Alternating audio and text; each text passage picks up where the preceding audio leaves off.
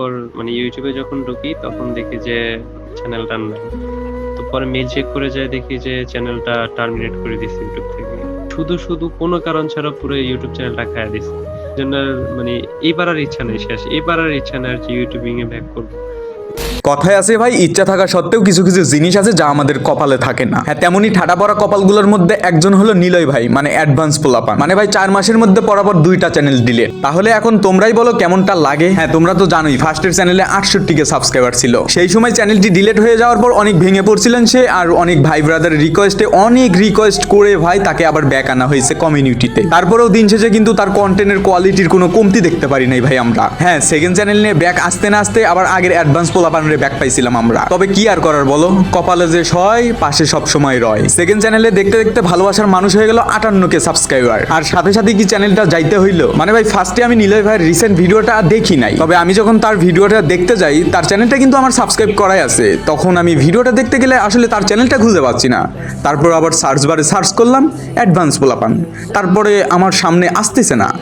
মানে ভাই এক কথা স্ক্রল করতে করতে হাঁপায়ে গেলাম, তারপরেও ভাইয়ের চ্যানেলটা খুঁজে পেলাম না। হ্যাঁ, এখন নিলয় ভাইয়ের মুখ থেকে তার চ্যানেলের বিষয়ে কিছু কথা শুনি যা আমাদের অত্যন্ত গুরুত্বপূর্ণ। হ্যাঁ, মূলত আমি আজকে সকালবেলা ঘুম থেকে ওঠার পর মানে ইউটিউবে যখন ঢুকি তখন দেখি যে চ্যানেলটা নাই। মানে চ্যানেল নাই বলতে আমি ইউটিউব স্টুডিওতে ঢুকতে পারতেছিলাম না। তো পরে মেইল চেক করে যায় দেখি যে চ্যানেলটা টার্মিনেট করে দিছে ইউটিউব থেকে। আমার চ্যানেলে একটা সিঙ্গেল কপিরাইট স্ট্রাইক পর্যন্ত ছিল না, না ছিল কোনো ওয়ার্নিং।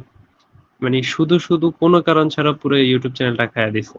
মানে লিটারেলি এখন আমার বলার কোনো ভাষা নাই। যে একটা আছে না যে মানুষ একদম অতি শোকে পাথর হয়ে যায়, বিষয়টা ওইরকম। আমার এখন লিটারেলি নিজের থেকে কষ্ট লাগতেছে না, মানে খারাপও লাগতেছে না ভিতরে। মানে কি করবো, আমার মানে করার কিছুই নেই। একটা হলো যে আমি কিছু একটা করতাম বা এই জায়গায় ভুলটা ছিল ওইটা আমি সংশোধন করতাম। এখন আমার ভুলটা কোথায় আমি ওইটা নিজে বুঝতেছি না যে ভুলটা কি হয়েছে আসলে, এরকম আর কি।